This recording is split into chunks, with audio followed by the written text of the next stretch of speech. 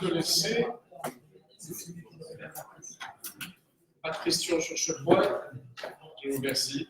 21, c'est le règlement redevance pour la délivrance de documents administratifs.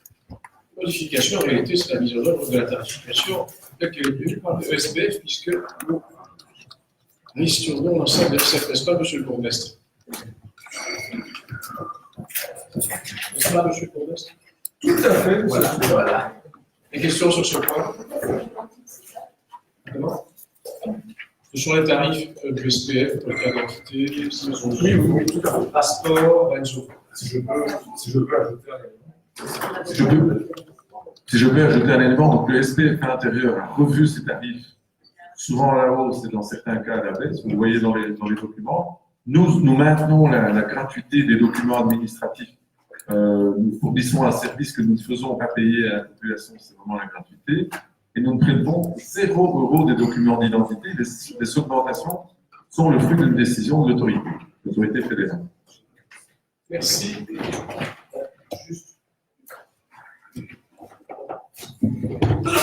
Une petite remarque. Voilà, nous saluons, hein, nous avions voté ce règlement et dans le passé, donc son adaptation aujourd'hui nous semble pertinente. Juste un petit élément, on a eu comme information que parfois des personnes en situation de handicap avaient des difficultés pour venir chercher les documents administratifs. Je demanderais simplement s'il pouvait y avoir une réflexion sur un service qui pourrait être développé pour ces personnes en particulier. Je pense que ça peut être élargi aussi à des personnes très âgées qui ont des difficultés à se déplacer. Je vous remercie. Merci, monsieur le conseiller, pour mes accords. Monsieur le Président, pour les personnes qui ne peuvent pas se déplacer, nos fonctionnaires se déplacent à la maison pour délivrer les documents. Je vous remercie. Je vous remercie. Merci beaucoup. Le 22, c'est un classique, c'est un prêt. Alors, pardon, je suis avancé là. C'est bien ça, c'est le 22, c'est un classique. Un prêt que nous œuvre une exposition. Non, il n'y a pas de pardon, sur le 21, c'est ça, le président, c'est c'est ça, c'est ça, c'est effectivement le classique, c'est le prêt. Ah, allez-y, monsieur le maître. Voilà. Ma question, d'abord, je voudrais souligner l'intérêt d'une politique de mise en valeur des collections du musée par des prêts. C'est quelque chose qui est important pour la visibilité du musée. Par contre, la question que je souhaiterais poser en continuation de ce point, c'est: y a-t-il une politique organisée, structurée, avec des objectifs définis en matière justement de prêt d'œuvres et de diffusion de la collection hors des murs du musée? J'imagine au cas par cas. Ah, mais je suis là pour répondre. Exactement. C'est au cas par cas. Il n'y a pas de politique. Mais il n'y a pas une politique pour chercher des partenariats, pour mettre en avant justement ça de manière proactive, plus largement. Généralement, il n'y a pas de tarification adaptée à la gestion des prêts, à la connaissance. Non, mais simplement faire la publicité de la collection, proposer des partenariats d'échange, des enfants là. Disons que c'est, j'imagine, très lié. C'est une, enfin, je peux me répondre, j'imagine que le patrimoine communal tel qu'il est là, en tout cas, est très ciblé. Il est fin 19e, début 20e. Les prêts sont possibles si et seulement si les expositions organisées se font dans ce registre-là, comme je l'imagine, n'est-ce pas? J'imagine que pour l'instant, c'est du cas par cas. Le projet qu'on va faire, effectivement, tu as raison de stipuler parce qu'il y a une collection extraordinaire. Il y a une exposition en ce moment à Nicosia, à Chypre, sur l'impressionnisme. Et il y aura peut-être une possibilité, je suis en train d'analyser avec notre échevin pour voir si on peut collaborer dans cette exposition qui viendra peut-être à vous. C'est une bonne question. Merci beaucoup. Voilà. Et bon, le biscuit de Madame la ministre. Allez, en même temps, j'ai sans transition, il y a d'excellents biscuits aussi, dans le cadre d'une coopération, si on prend la subside de l'association des parents et amis des enfants autistes de l'Institut Princesse Nana Myriam d'Angers. Et sur ce point, c'est Madame Léchine. Voilà, donc depuis 2014, il y a un jumelage avec Tanger, comme vous le savez. Il y a eu plusieurs activités dernièrement. Il y a eu la COP où on est allé avec le club de jeunes sur Tanger. Il y a eu la délégation tangéroise qui est arrivée avec les délégués au sport et les vice-maires de la ville. Et il y a eu dernièrement le gospel où on a récolté de l'argent pour les petits barons de Tanger. Donc, dans la suite de toutes ces activités, nous avons fait des échanges avec la délégation une fois qu'elle est retournée à Tanger pour savoir quels étaient les besoins de la mairie en termes de projets de coopération. Et ils nous ont parlé du seul institut qui prend en charge les enfants autistes dans toute la ville de Tanger, donc qui est l'Institut Princesse Laïda Myriam, qui manquait actuellement des piscines et qu'ils avaient un déficit dans le coût à couvrir pour ces projets-là, qui était évalué à peu près à 10 000 euros. Donc la commune s'est engagée alors à couvrir 10 000 euros pour pouvoir offrir une piscine intérieure aux enfants autistes de l'association, après avoir reçu la demande, vérifié les comptes de l'association des amis de l'Institut de la Princesse Laïla Myriam. Voilà. Merci Madame Léchine. Je précise aussi, je crois que si mes souvenirs sont bons, il y a du matériel prévu dans ce budget. Des questions? Pas de questions, je vous remercie.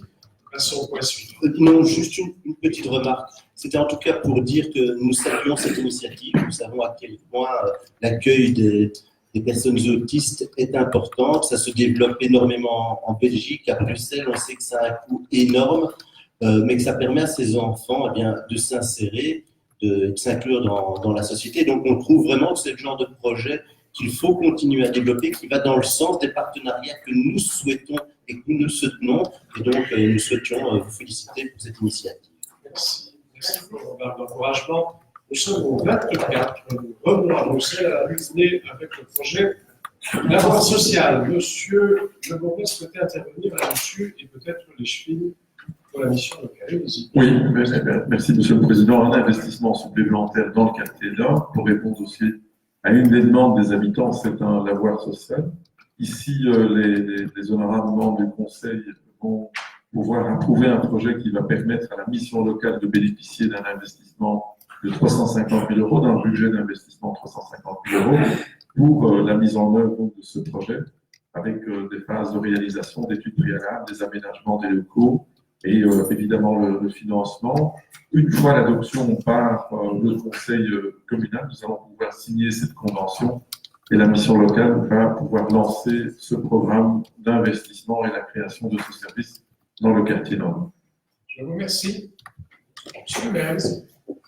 Oui, c'est une excellente nouvelle parce que c'est effectivement une idée que nous sommes plusieurs depuis les bancs de l'opposition à avoir suggéré au fil des ans avant d'apprendre avec plaisir que la majorité s'était emparée de ce dossier et proposait ce local effectivement aujourd'hui vide, inemployé et attirant malheureusement certains désordres dans le quartier. Donc c'est très bien aussi de réoccuper l'espace autour de ce local.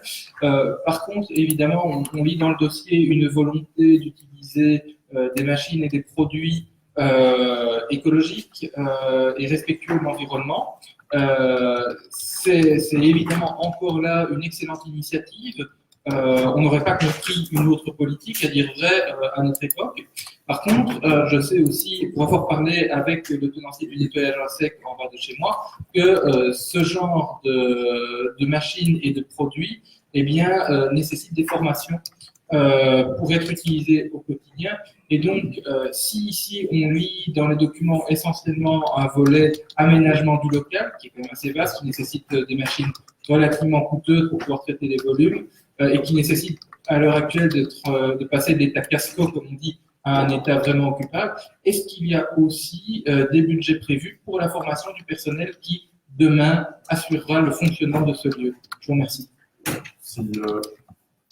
Je peux ajouter quelques éléments, un peu à l'instar de ce que la mission locale a fait avec le projet Recycler, la réutilisation des objets encombrants, des objets divers.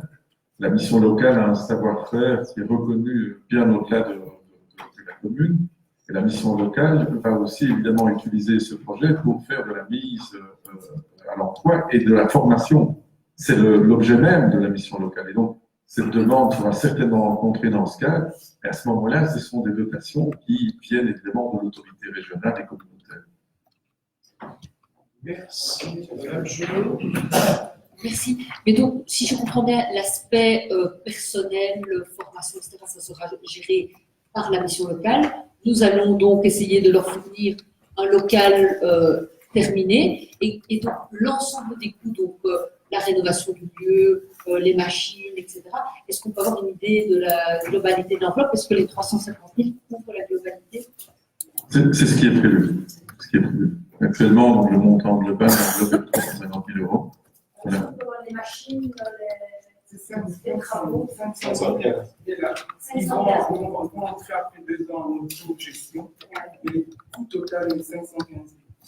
Et on apporte 300 000 pour les investissements.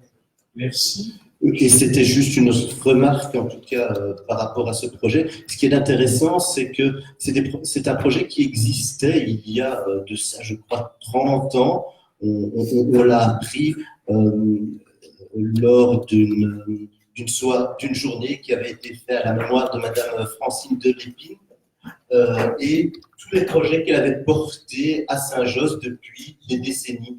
Et ce projet donc de l'avoir social avait existé dans les années 80-90 rue de la Poste et on trouvait ça intéressant et peut-être aussi un peu inquiétant. C'est-à-dire que à la fois il y a des choses qui progressent puis des choses qui reculent. Enfin voilà, je dis simplement que c'était pour saluer en tout cas cette personne qui avait beaucoup travaillé pour la commune et qui avait porté ces projets sociaux et dire que ben voilà, on est un peu les héritiers de ces personnes qui avaient porté ces projets et on continue. Et c'est bon de le rappeler. Oui, les socialistes.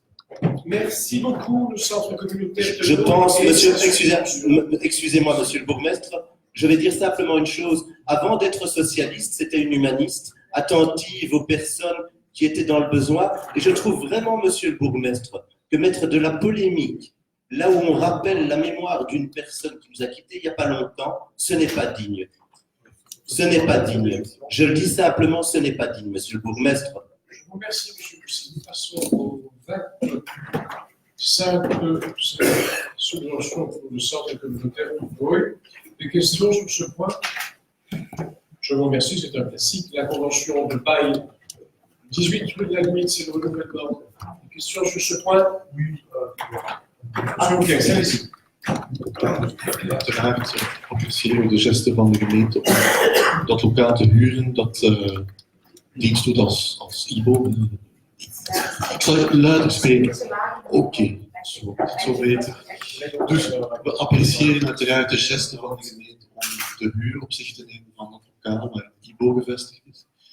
Nu is mijn vraag eigenlijk, ja, is het decretaal nog nodig dat er een aparte step is voor het IBO? Ik dacht van niet. En kan er eventueel worden gedacht om een deel van dat lokaal naar gemeentelokaal te verhuizen? Want ja, het is toch heel veel huur. Het gaat om meer dan 4.000 euro per maand, 50.000 euro per jaar. Is er op termijn een reflectie waarbij we die huur niet meer betalen en dat het IBO terecht kan in het gebouw van de gemeente? Oké, dus je répondre avec le micro. Alsjeblieft. Voilà. Dank u voor de vraag. De huur is al genegocieerd met de gemeente, dus het is aan 3.600 plus de charge. Het is ook een groot gebouw, dus we zitten in de gemiddelde prijs van 150 vierkante meter. Maar ik neem uw reflectie mee. Ik vind alleen, de ligging is wel optimaal. De ligging is optimaal tussen de bibliotheek en de school, dus dat is wel praktisch. Maar we kunnen het nadenken. Het is een terechte opmerking, maar ja, we hebben die ligging nu en het gebouw zijn natuurlijk ook, maar we nemen het absoluut mee. Als we suggesties hebben, dan wel. Ok, bedankt. On est sur le point suivant. Le 27, gemeentelijke cultuurleidsplan pour la partie, je crois que ça fait 5 ans, 5 ou 4 ans. C'est évidemment en application du décret, c'est une matière RGC. C'est donc la concertation. Hein, vous avez des questions là-dessus? Wat niet echt een vraag, maar eerder een appreciatie voor hoe het plan tot stand is gekomen. Er is een participatief traject geweest, waar u aan deelnam. Ik ook, meneer Bokkie was ook aanwezig overigens. Op 3 oktober was het, denk ik. En dat heeft geleid tot een heel mooi plan voor de komende jaren, waar de bibliotheek, de NOEI, de dienststructuur, de Nederlandstalige cultuur van de gemeente aan zullen werken, de school, mag ik niet vergeten. En wat ik er zo mooi aan vind, is dat het heel participatief is, dat het duurzaamheid wil promoten, dat het heel inclusief is, heel verbindend ook, en helemaal in contrast met wat de Vlaamse overheid helaas in Vlaanderen aan het doen is.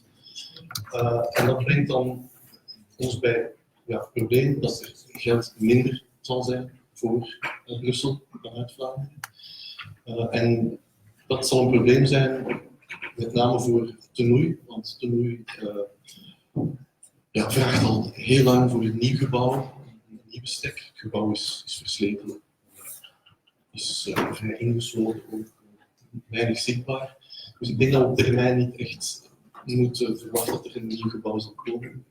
De budgettaire vermindering die hier is. En daarom mijn vraag, kunnen we Tenoei nog meer helpen om naar buiten te treden? Ze doen het al met winterwoning, bouw na de zomer.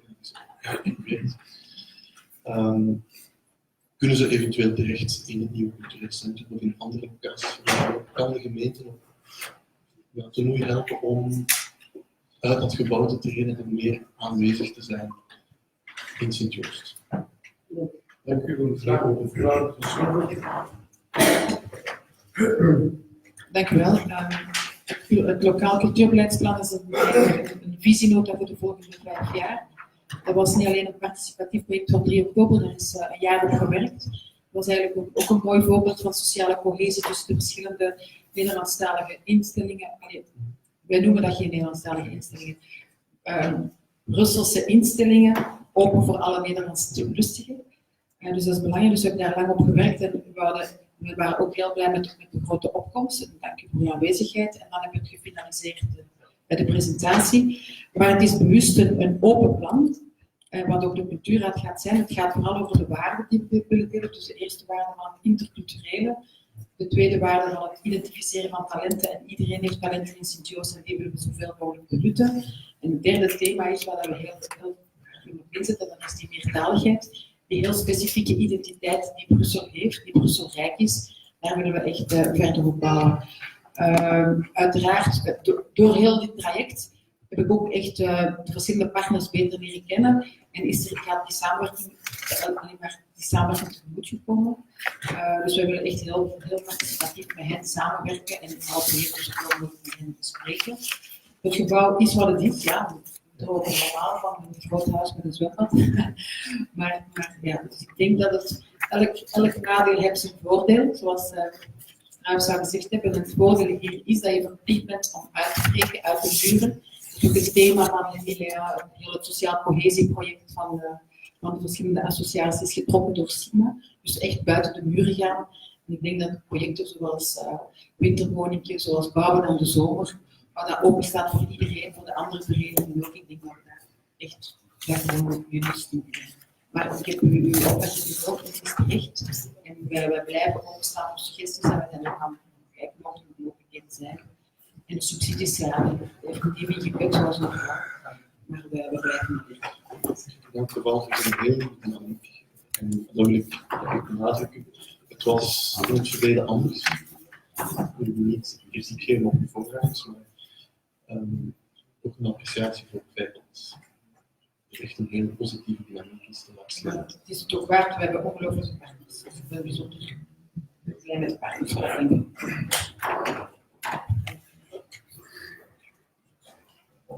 Merci. Nous restons sur toujours la matière culturelle néerlandophone avec une correction pour permettre l'octroi de subventions à Tenoei. C'est le point 28. Tu aurais une question là-dessus? C'est une correction. Ik kan het even zeggen. Er is een klaarblijkelijke fout gebeurd dat is dat denk ik ook van voor de tijd, denk ik. Maar belangrijk is dat het wordt rechtgetrokken en dat het in het verleden gebeurd is, niet meer in de toekomst gebeurt. En dat maatregelen worden genomen zodat de boel geen aandacht wordt geldt. Zoals misschien ook gezien hebben, we hebben een procedure opgezet voor de cultuurbeleidscoördinator en die procedure dus lopen nu. Dus eigenlijk dit jaar goed als een coördinator. Dus het kan alleen maar beter. Dank u, merci. Les deux points suivants concernent des désignations. D'abord, la RCA, la Régie communale autonome, ainsi de la suite de la démission de l'AG et du CA de M. Lambert. Ce siège revient en principe au groupe écolo, ou en tout cas à l'opposition, avec une proposition. Oui, nous proposons M. Mouiré pour remplacer M. Lambert. Je vous remercie beaucoup. 30, nous sommes la commission d'attribution des logements communaux. Cette proposition est proposée ici avec 3 personnes, M. Lourdes. Oui, voilà. Monsieur Waketal. Oui, voilà, c'est 3 personnes. Non, c'est pas ça. Voilà. Voilà, c'est 3 personnes ainsi que leur suppléant. Donc, c'est le directeur des HBL, le directeur de l'AIS et 2 travailleurs sociaux du service prévention. Je vous remercie. Merci. Passons au point suivant. Nous sommes au 31. Alors, sur le 31, il s'agit également d'une proposition pour la SBL Promotion Sportive. Voilà. Quelles sont les propositions? Donc, concernant la nouvelle ordonnance de RIG 2018 relative au mode de gestion communale et à la coopération qui est rentrée en vigueur le 1er septembre 2018, donc il faudra ouvrir l'opposition. Donc voilà. Nous proposons que la majorité, moi-même, Kalidas Konaxi, Mademoiselle Namdi Naza et M. Jabou, pour la majorité, et que l'opposition puisse désigner quelqu'un. Je vous remercie, M. Ousmane. Madame Gelot, allez-y. Nous proposons Mme Mazibas. Je vous remercie. Nous sommes au 32. Merci beaucoup. Au voyage, il a sa vie. Et nous sommes. Voilà. De nouveau sur les martiales, culture et sur quoi. Et cela concerne effectivement le casting du Cultura pour les 5 prochaines années. Vous voulez remarquer là-dessus? Bon. Une famille nombreuse, hein, c'est un classique aussi. Merci beaucoup. 33, qui est d'ailleurs couplé au 34. C'est la déclaration d'urgence climatique et environnementale. C'est la motion qui a été déposée par le groupe écologique. Cela a fait l'objet d'un commissionnement. Merci d'ailleurs à ceux qui. Les deux. Alors, on va d'abord commencer par le 33, si vous le voulez bien. Bon, vous avez fait l'objet, vous avez travaillé cela ensemble en commission. Voilà. D'abord, donc, je voulais vous remercier, parce que vous avez pas, en tout cas, dans ce que j'en ai entendu, vous avez fait du bon boulot. Merci aussi à la vice-présidente, je crois que c'est vous qui avez présidé cette commission-là. Merci à vos contributions. Je pense que vous êtes arrivés à une bonne proposition qui a circulé à partir de hier matin. 3 jeux. Est-ce qu'il faut considérer que ceci est OK en l'état? Je vous signe. Remarque, je pensais que le CDH avait également, donc il y a marqué liste du bourgmestre et que le Brune, mais je ne pensais que le CDH soutenait également cette motion. Voilà, c'était juste à titre indicatif. On avait dit qu'on les contacterait pour leur demander. Erreur de frappe, donc voilà, c'était pour corriger ça. Et puis sur le contenu, c'était pas. Oui, alors ceci, vous êtes d'accord? Et nous avions. On va revenir sur le fond. Hein, vous avez alors, s'il n'y a pas à revenir sur le fond. Il y avait, en fait, nous avions convenu lors de la commission de pouvoir déposer des amendements sur certaines questions. Et donc, nous avions un amendement, un seul. Excusez-moi, Ben non, tout compte fait, mes amis me disent que c'est bien comme ça et qu'on souhaite simplement en tout cas saluer la vice-présidente qui a assuré une très bonne vice-présidence. Voilà, je vous en prie. Bien voilà, c'est un excellent message d'encouragement. Je vous remercie. Nous abordons maintenant le point qui était en retour, qui passe en séance plénière. Je vous remercie sur ce point où... C'est Madame Riche, allez-y, Madame Riche, je vais vous passer le micro.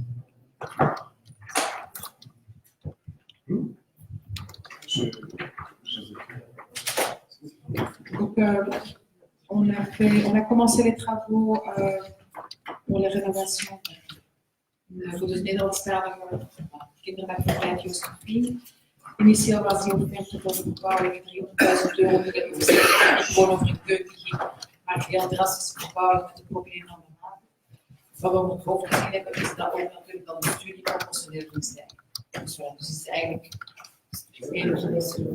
de studiekosten is meer dan als maar dat vind ik net dus vandaar dat je dat meer.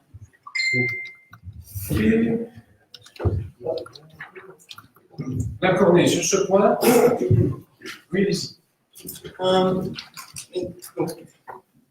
De ce que nous avons pu prendre connaissance du dossier, puisqu'il était mis dans les dossiers à huis clos ce soir, donc il s'agit d'une proposition de transaction pour régler un montant à une société dont je ne citerai pas le nom,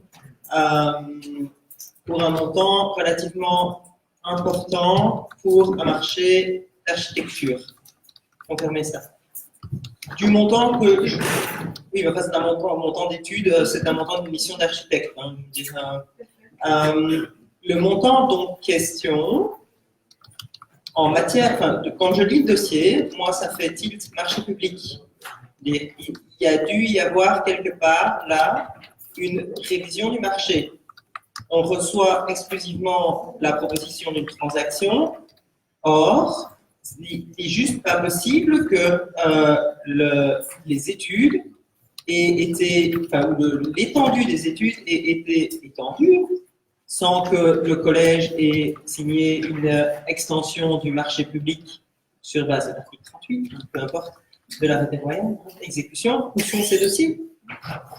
Et par ailleurs, si le collège a effectivement approuvé une telle extension, alors que les documents disent eux-mêmes qu'il s'agit d'un montant au-delà des 50% du marché initial, comprenez bien qu'en matière de marché public, il y a un souci énorme.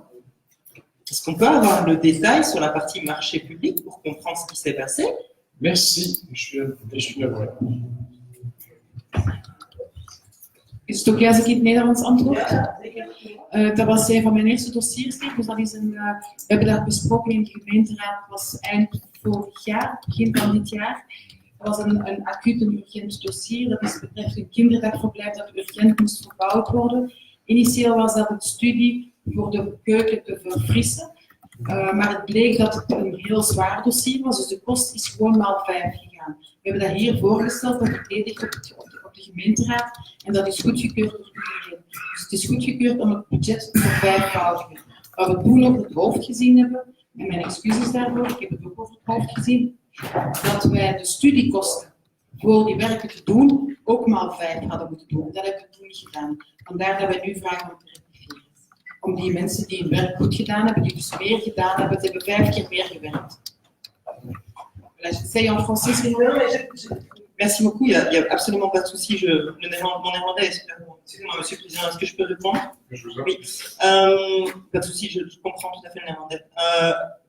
Il n'en reste pas moins, même si vous avez eu l'autorisation de dépenser cet argent au niveau du Conseil communal, il y a une violation des marchés publics, là, qui est claire, nette et précise. On ne peut pas augmenter un marché de plus de 50%. Comme ça, sans refaire une procédure de marché public, une nouvelle procédure de marché public. Et même en urgence, c'est pas possible. Même en urgence, c'est pas possible. Donc là, alors ok, bon, faites comme vous pouvez cette fois-ci, mais notez-le de nouveau. Je vous ai posé la question au dernier conseil communal, vous m'avez répondu que le personnel était formé. Comment est-ce possible? Et ce n'est pas à vous, Madame Léchevin, de voir ce genre de problème. Mais comment est-ce possible qu'au niveau de l'administration, personne ne sonne la sonnette d'alarme et dise stop? Je suis effrayée par rapport à l'utilisation des deniers publics. Parce que pour le même prix, vous auriez repassé un nouveau marché public et vous auriez eu un coût nettement inférieur. Parce qu'au final, c'est ça la question. En fait, il y avait un marché public. On avait 3 offres à l'époque et on avait opté pour prendre le plus cher parce que c'était le meilleur. Mais j'entends. Il y avait 3 prix. Il y avait 3 prix. J'entends, c'est pas ça la question. Il y avait 3 prix, donc il y avait un marché public pour les travaux définitifs. Et là, on avait 3 offres qui étaient nettement supérieures au budget initial que l'étude avait démontré. Donc, il y a une étude, il y a eu un prix suite à cette étude, il y a eu une estimation suite à cette étude, puis il y a eu un appel d'offres. Et en fonction entre l'appel d'offres et la remise de prix, les travaux, ils ont démontré, quand ils ont fait leur offre de prix, ça a démontré que c'était beaucoup plus cher. Il y a eu 3 prix, j'ai proposé 3 prix, et ensemble, avec le conseil communal, on avait décidé pour ce prix-là, qui avait été défendu. Donc là, je ne pense pas, mais je peux me renseigner, je ne pense pas qu'il y avait un souci d'appel d'offres, il y avait 3 prix. Mais en fait, ce que j'essaie de vous expliquer, c'est qu'au moment où vous vous êtes rendu compte que des travaux complémentaires allaient être nécessaires, il aurait fallu relancer un nouveau marché public d'études. Ah, ok. C'est ça le souci. C'est pas. Ça va. Ok. Merci. Merci. Allez, nous avons. Voilà. Par rapport à ce point, vous souhaitez vous abstenir? Oui, c'est ça le dernier. Oui, je vous remercie. L'observation était, comment dire, tacite. Merci beaucoup. On est sur les interpelles et nous commençons. La parole est à vous, monsieur Lucie. Vous avez la première interpellation. Allez-y.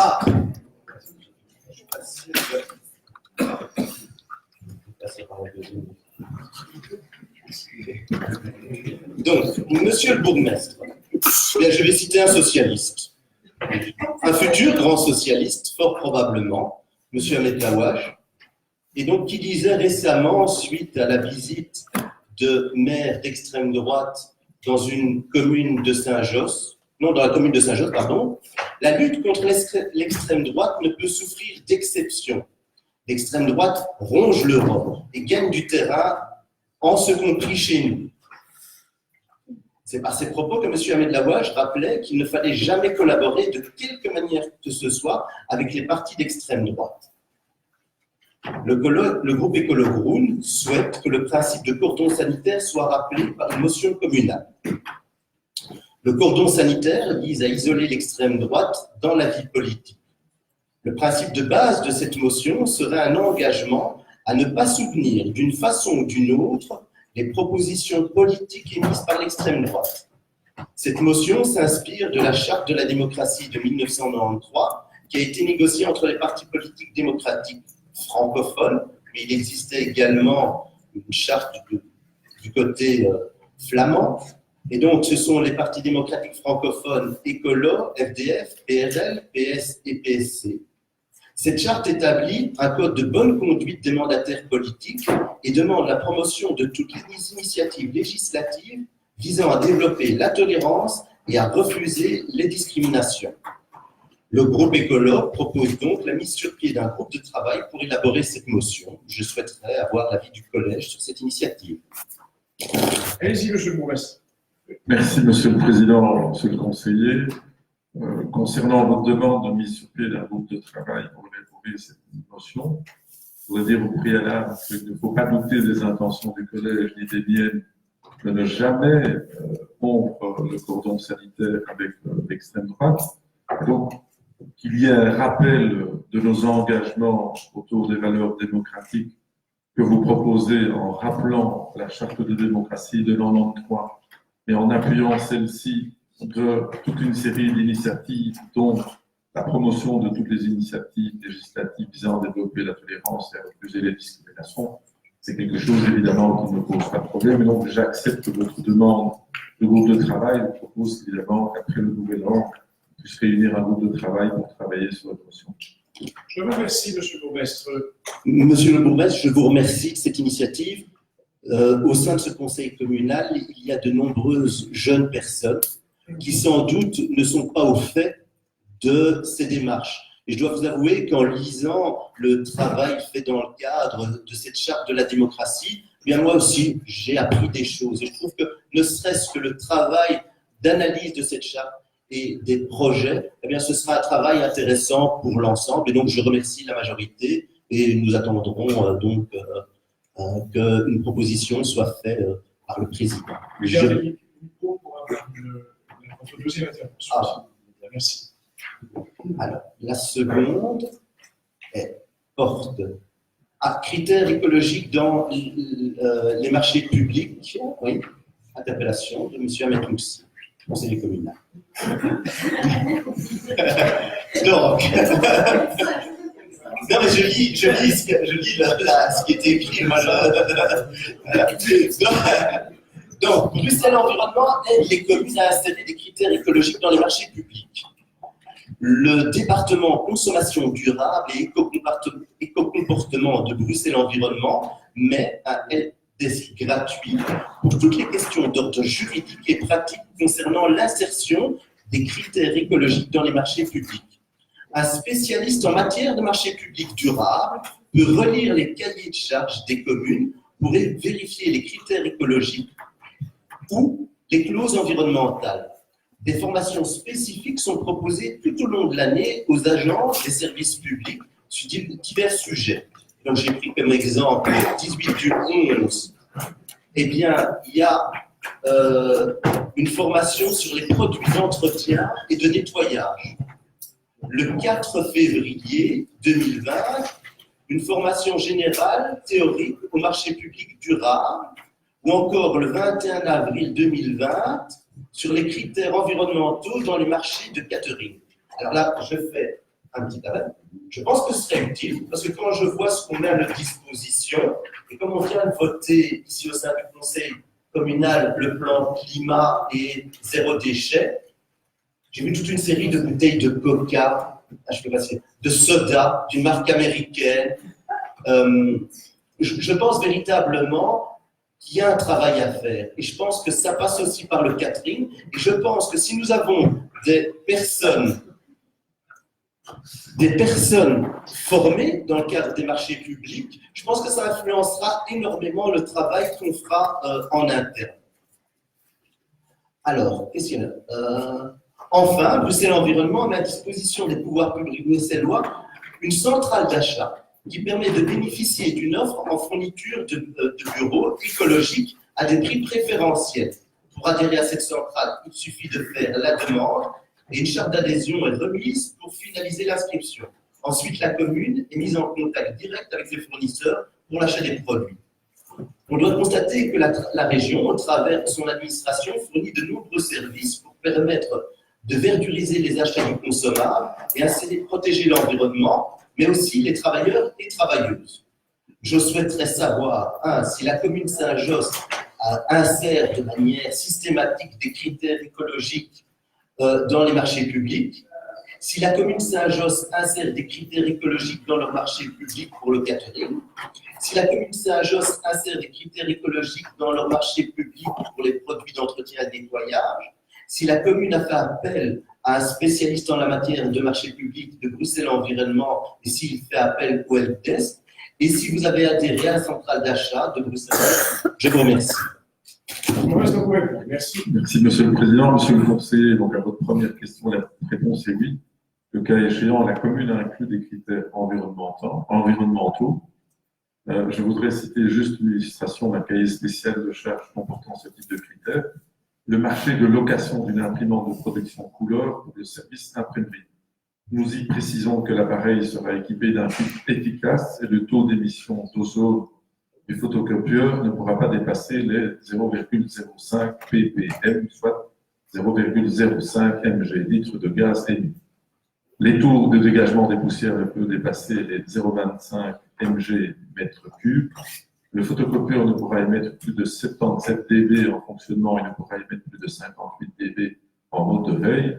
Les pièces plastiques seront marquées afin qu'elles puissent suivre des cycles de recyclage. Ceci est d'application pour les pièces dont le poids est supérieur à 50 grammes. Le photocopieur devra disposer d'un mécanisme de contrôle de gestion d'énergie. Pour raison d'économie d'énergie, l'appareil se mettra automatiquement en position économie, stand-by, quand il ne sera plus utilisé. Le photocopieur ne pourra contenir des substances dangereuses pour la santé. On pense ici au sélénium ou au cadmium. Les matériaux semi-conducteurs utilisés seront soit des organiques photoconducteurs, des OPC, soit de l'oxyde de zinc ou de silicone. Le toner ne peut pas contenir de substances cancérigènes, ni mutagènes, ni tératogènes. Reprise des cartouches de toner vides, le soumissionnaire mentionne dans son offre les modalités de reprise des toners vides. Il indique leur destination, leur traitement. L'adjudicataire mettra une boîte spécifique à disposition pour y disposer les cartouches de toner vides. Il veillera à collecter régulièrement les consommables usagés et à en assurer le recyclage. Le soumissionnaire devra fournir les informations mentionnées à l'annexe E. De plus, nous rajoutons dans nos clauses que l'administration communale souhaite porter une attention particulière à la qualité environnementale de l'imprimante de production. Le soumissionnaire indiquera les spécifications normes auxquelles les appareils satisfont. Le soumissionnaire donnera des précisions sur les autres normes applicables en matière de respect de l'environnement qu'il peut proposer sans majoration tarifaire ni indemnisation complémentaire.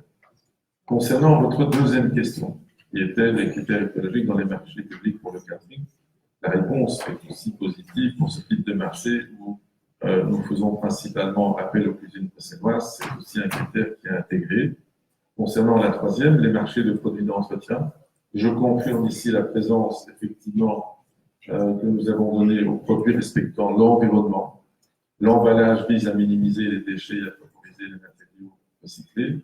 Sur votre autre question qui concerne Bruxelles Environnement, je confirme aussi que la commune a adhéré à la centrale d'achat de Bruxelles Environnement pour les fournitures de logos d'articles de papeterie pour les années 2019-2022.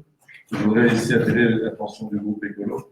J'espère qu'au moment de la modification du règlement de l'intérieur, les envois, nous pourrons éviter de les envoyer par papier. C'était un sujet dont nous avions eu une grosse discussion. Vous aviez maintenu le papier, alors que nous avions proposé qu'on envoie tout par mail. J'espère que la réflexion a été menée chez vous, qu'on pourra passer à la digitalisation.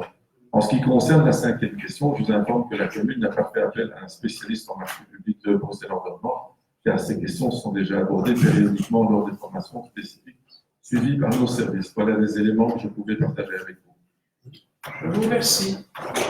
De toute façon, ça va bien. Vous permettez, après une si belle réponse, si je réfléchis pas. Bon, je m'y connais un peu plus en photocopieuse, ça c'est clair. Serait-il par exemple possible, comme exercice, d'envoyer ce marché que vous m'avez cité à Bruxelles Environnement et de dire, tiens, est-ce que ça correspond aux critères qu'on peut attendre aujourd'hui? Moi, je trouverais ça intéressant. Deuxièmement, vous avez cité qu'un seul marché. Donc, j'ai l'impression que c'est le marché exemplaire et que sur le reste, c'est pas certain. Parce que moi, je peux vous montrer d'autres marchés où je ne trouvais pas beaucoup de critères environnementaux. Donc, voilà. Donc, je dis simplement, je pense que, en plus, excusez-moi, monsieur le bourgmestre, vous avez indiqué dans le plan climat que vous alliez essayer de renforcer les marchés publics. Si vous avez l'intention de les renforcer, c'est que vous estimez qu'on peut faire mieux et que tous ne le sont pas. Et moi, je pense réellement que Bruxelles Environnement peut être un acteur qui participe à aider la commune par son expertise. Et je trouve ça donc un peu dommage que vous n'utilisiez pas ce service qui permet une relecture de notre marché public pour avoir la certitude qu'ils sont parfaits sur ces aspects-là. Donc, voilà. Le deuxième point sur le catering, ok, j'entends que vous estimez que ça se passe bien, mais vous achetez pas uniquement aux cuisines bruxelloises, il y a d'autres choses qui sont achetées par ailleurs ou c'est l'unique fournisseur. Critères écologiques pour les produits d'entretien et nettoyage, vous m'avez parlé uniquement des emballages, pas du contenu. Vous m'avez dit les emballages sont, mais je n'ai rien entendu sur le contenu. Or là, excusez-moi, monsieur le bourgmestre, mais c'est les travailleurs et les travailleuses qui sont les premiers confrontés à ces produits. Donc, ce que je vais faire, c'est que je vais demander la liste des produits, puis je les envoierai à Bruxelles Environnement pour demander si c'est les produits idéaux, voilà, puisque vous n'avez pas fait l'exercice. Et puis, vous ne faites pas appel aux spécialistes. Je trouve ça un peu dommage. Je pense que quand la région met à disposition des personnes extrêmement formées et pointues dans un domaine, ne pas utiliser ces services, c'est un peu dommage. Mais ce qu'il y a de positif dans vos réponses, c'est que la conclusion, c'est que vous avez adhéré à la centrale d'achat de Bruxelles Environnement. Et ça, je le salue. Je vous remercie, monsieur le bourgmestre.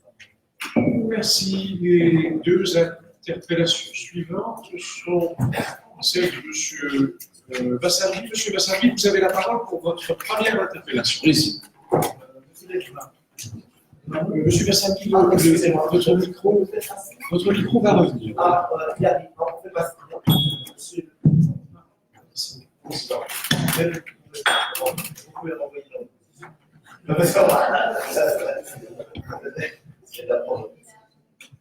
Monsieur le Président, dans la note de politique générale 2010-2024, il est indiqué que le collège s'engage à couvrir les frais d'inscription dans les clubs sportifs mis en place sous la précédente législature à travers le chèque sport afin de permettre l'accès à prix réduit au sport pour tous les jeunes de 4 à 18 ans.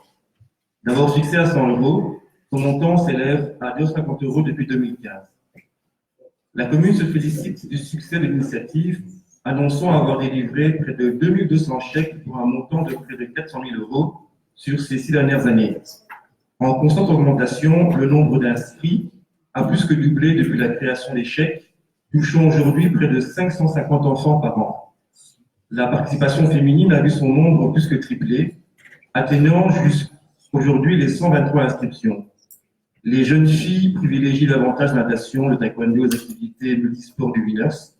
Chez les garçons, c'est le football qui arrive en tête des préférences, suivi par les sports de combat et la natation. Selon un article de presse paru le 5 février dernier, vous annonciez « Fort de notre bilan, le collège envisage dès 2019 une augmentation de 20% du budget de 100 à 120 000 € pour rencontrer les nombreuses demandes émanant des familles. » Au vu de ces constats, Monsieur Légevin, je voudrais dès lors savoir, premièrement, quel bilan tirez-vous cette année de l'utilisation des chèques sport et quel avenir envisagez-vous pour les prochaines années? Combien de chèques sport ont-ils été affectés aux familles teneudoises? Possédez-vous des données genrées au niveau des jeunes, des garçons? Combien de ces chèques sport ont-ils effectivement été utilisés au niveau des clubs sportifs et pour quel type de pratiques sportives? Je vous remercie pour vos réponses. Merci, les choix. Merci, monsieur Bassin. Voilà, monsieur le conseiller. Peu importe la discipline choisie, les chèques sport permettent aux jeunes de pratiquer un sport de manière régulière et contribuer à leur développement personnel. En effet, la prise de confiance en soi, l'esprit d'équipe, la notion de fair play, la socialisation, le respect des règles font partie de plein d'autres bienfaits du sport. Les 3 disciplines privilégiées par les filles sont la natation, le taekwondo et la danse, tandis que les garçons privilégient le football, le sport de combat et la natation. L'intérêt pour les muscles mérite également d'être là. Le plan de chèque sport est positif comme chaque année. Pour l'année sportive 2018-2019, nous en avons octroyé 547, dont 389, 71,% pour les garçons et 158, 28,9% pour les filles. À noter que la participation féminine a augmenté de 3% par rapport à l'année précédente. Au total, une augmentation de chèque sport a été enregistrée par rapport à l'année précédente. En ce qui concerne l'utilisation des chèques sport au niveau des clubs, 122 bénéficiaires pour le football, 36 bénéficiaires pour le taekwondo, 36 bénéficiaires pour l'activité multisport, 2 bénéficiaires pour le mini-foot, 4 bénéficiaires pour le rugby. Pour l'année sportive 2019-2020, en seulement 3 mois, nous avons déjà atteint 372 chèques sport, dont 267 pour les garçons et 105 pour les filles. Même si cette concentration s'explique par le fait que les inscrits sont majoritairement en début d'année, ces chiffres sont très prometteurs pour la suite de l'année. Nous pouvons donc nous attendre à une augmentation de demande de chèques sport chaque année. Merci. Merci beaucoup, monsieur Légevin. Madame Madi souhaitait se greffer à cette interpellation. Allez-y, madame Madi.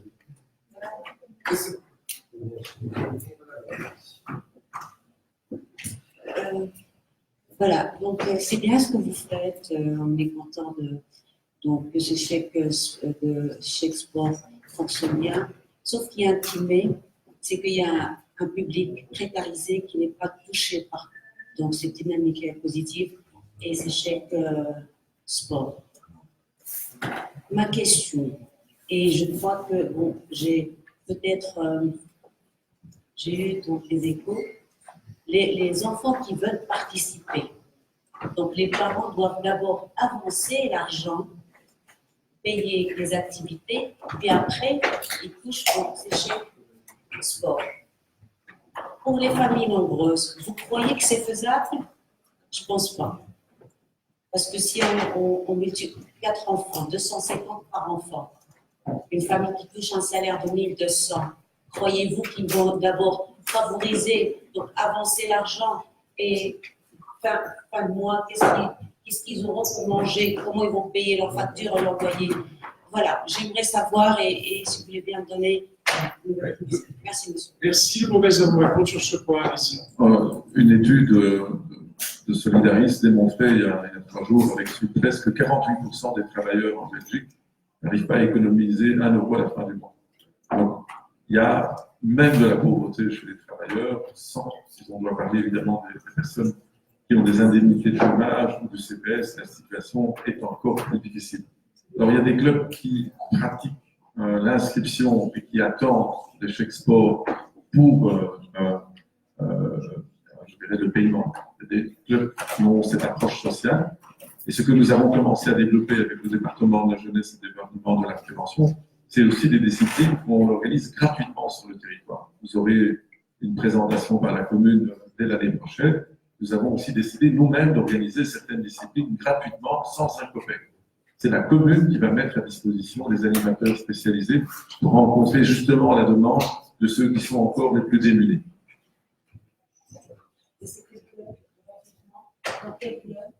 En fait, ce n'est pas des clubs, c'est des services communaux. Donc la commune va développer des services de sport dans différentes disciplines, dans le but de permettre l'accès au sport gratuitement, sans payer quoi que ce soit. Je vous remercie et Pas besoin de micro, hein. Je viens d'avoir un contact avec le président du CPS et il me dit en fait que le CPS complète également le montant des chèques sport pour arriver à certains montants de niveau sportif quand il n'arrive pas avec le montant de chèques sport. Et le CPS fait des avances pour le temps de récupérer. Oui, ça c'est. De toute façon, on n'a pas encore eu ce type de demande, mais on pourrait effectivement avancer.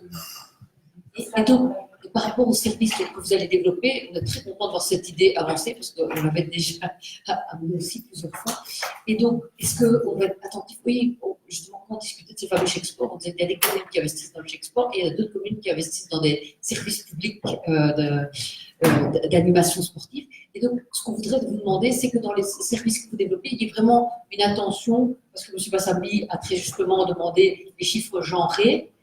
Et on le voit, on a quand même encore une différence importante de participation entre les jeunes filles et les jeunes hommes. Et on sait que ça a même tendance à s'aggraver en montant dans les âges, le fait que les femmes ne fassent pas de sport, donc que les jeunes filles, les adolescents ne fassent pas de sport. Donc, est-ce que vous pouvez être attentif dans les activités que vous proposez à vraiment ce qu'il y ait autant d'activités qui puissent séduire les unes que les uns?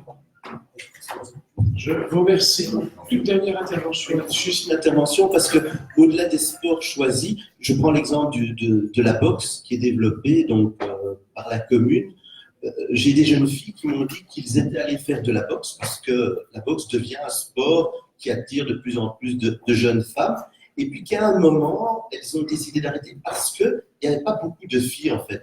Et donc il y a vraiment une difficulté. Je pense qu'il faut arriver à un certain nombre de personnes pour passer. Donc voilà, je pense qu'on peut saluer cette initiative sur la boxe puisqu'on sait qu'il y a un jeune boxeur qui a beaucoup de talent. Merci. Juste pour répondre, à la salle Nelson Mandela, il y a une équipe, une fille qui donne des cours de boxe. Il y a une trentaine de femmes qui fréquentent. 30 maintenant? Une trentaine. Je vais arrêter de me tromper sur les chiffres, mais Allez, sans transition, M. Bassali, votre dernière intervention. Allez-y. Allez-y, M. Bassali.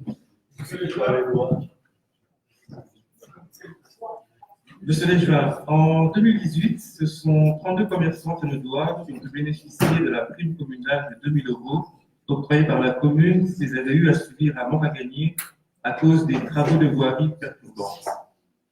Une décision votée au conseil communal de mars 2018 et qui se veut d'application pour les années suivantes.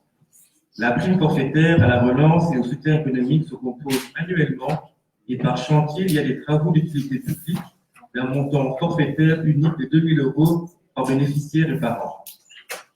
Le règlement communal précise encore que la prime s'applique pour les travaux ayant nécessité la fermeture des voiries aux véhicules à moteur pendant plus de 60 jours ouvrables. Une prime qui est d'ailleurs d'application pour les chantiers sur les voiries régionales que communales. Permettez-moi dès lors de vous poser les questions suivantes. Quel bilan tirez-vous des initiatives prises au cours de cette année 2019 ? Quels sont les dossiers qui ont été traités cette année? Qui a été impacté et sur quelles zones précisément? Je vous remercie pour vos réponses. Merci, je vais vous répondre.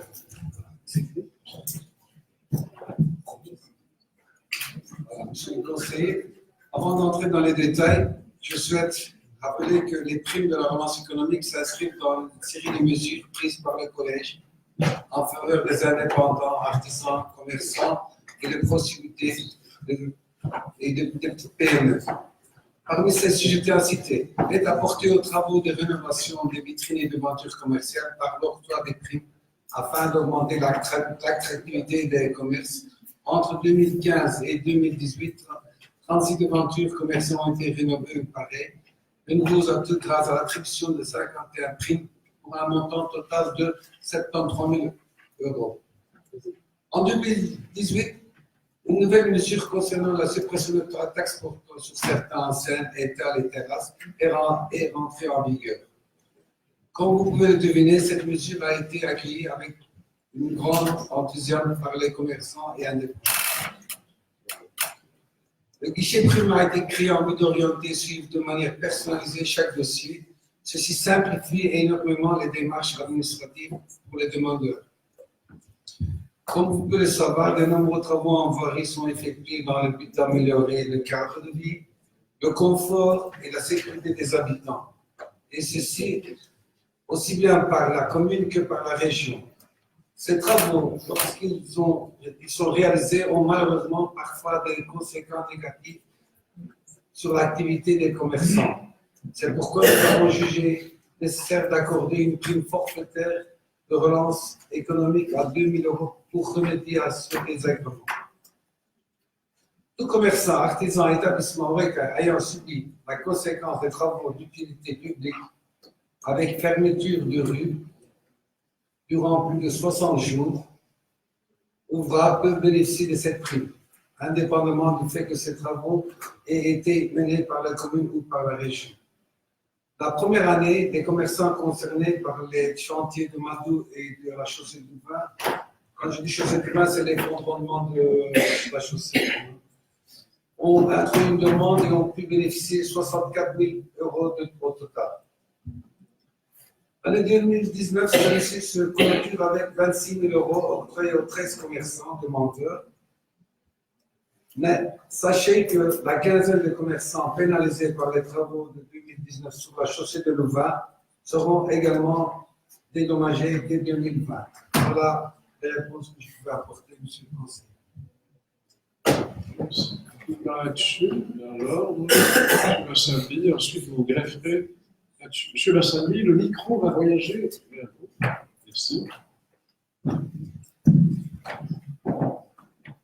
Je remercie Lejvar pour sa réponse précise, efficace, rien à rajouter.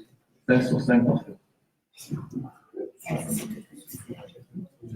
Allez, deux interventions. Vous êtes M. Lebel. D'abord, M. Lebel. Monsieur aussi, sympathique ce soir. Je remercie, M. le Président. Je n'ai pas bien saisi. Là, pour les 15 commerçants, c'est pour l'année 2019.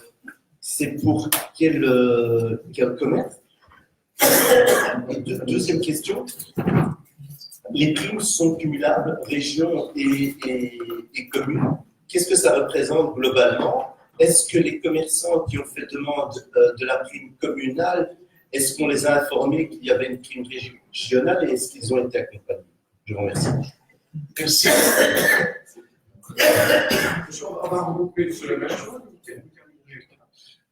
J'ai eu le témoignage d'un commerçant qui me disait que lorsqu'il avait voulu introduire un dossier, la première question que je lui ai posée était, d'une manière presque accusatrice, comment est-ce que vous avez pris connaissance de cette prime? On n'en a pas fait la publicité dans votre rue, laquelle était pourtant impactée par un chantier.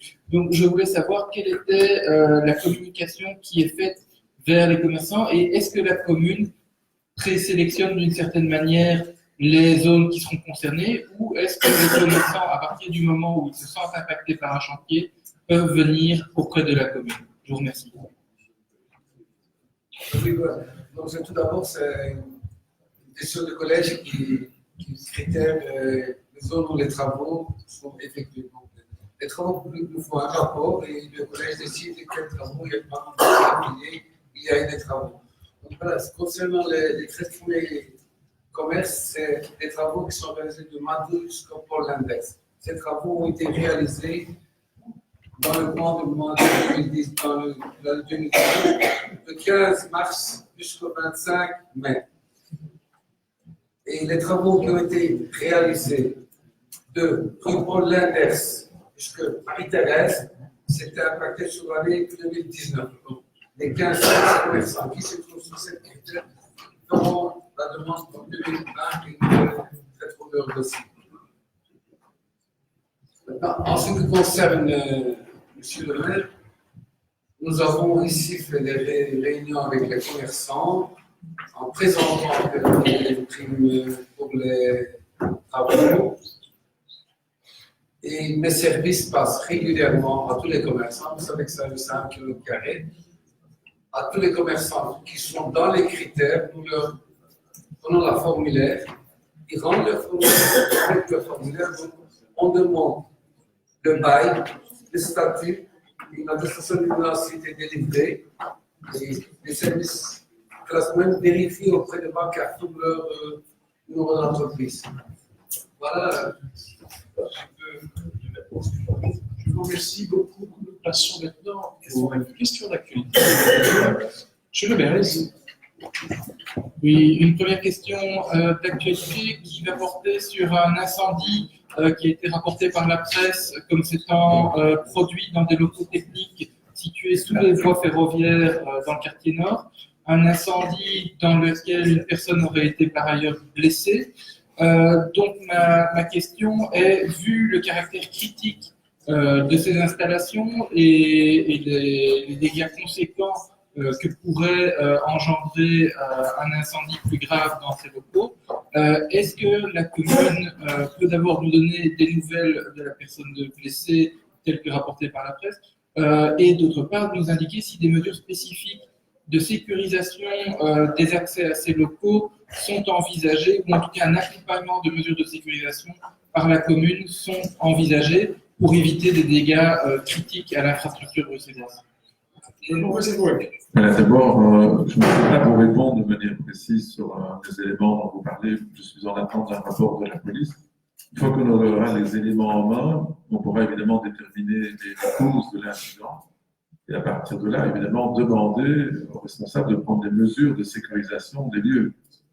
Mais j'attendrai d'abord le rapport avant de prendre des mesures à mon niveau. Merci. Je vous remercie. Je reviendrai alors peut-être avec une interpellation d'ici 1 ou 2 mois, le temps que les services puissent faire leur. Alors, ma seconde question porte sur le site web de la commune. Comme vous le savez, il a été indisponible pendant plusieurs jours, près d'une semaine, à dire vrai, avec une page indiquant une maintenance en cours. C'est un peu court.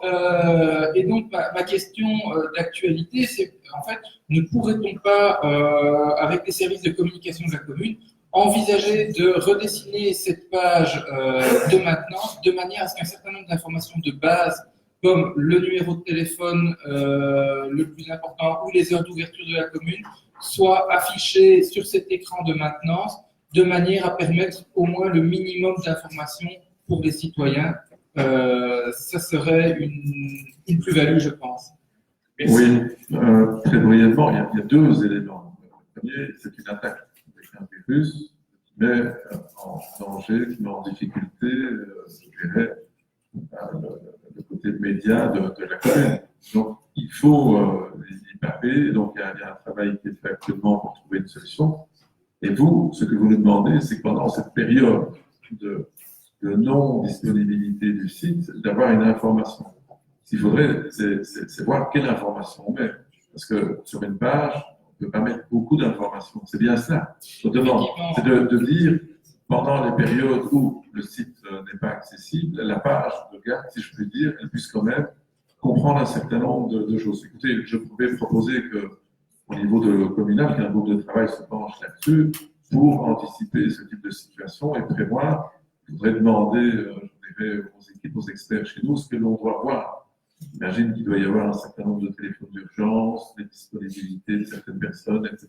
Et l'ouverture de services, ces informations de base que le citoyen recherche en premier. Autant l'ordre du jour du conseil communal n'est peut-être pas la première priorité des citoyens au quotidien, autant savoir quand ils peuvent s'adresser à leur administration et éventuellement où est plus important. Et donc, voilà, si on pouvait avoir les services de communication et l'équipe en charge de cette page d'attente, je vais dire, qui se consulte. C'est une bonne suggestion, merci beaucoup. Merci à vous. La séance publique est terminée. Je vous invite, si vous voulez bien, à passer à la séance à huis clos. Je souhaite aux participants de belles fêtes de fin d'année. Voilà, merci.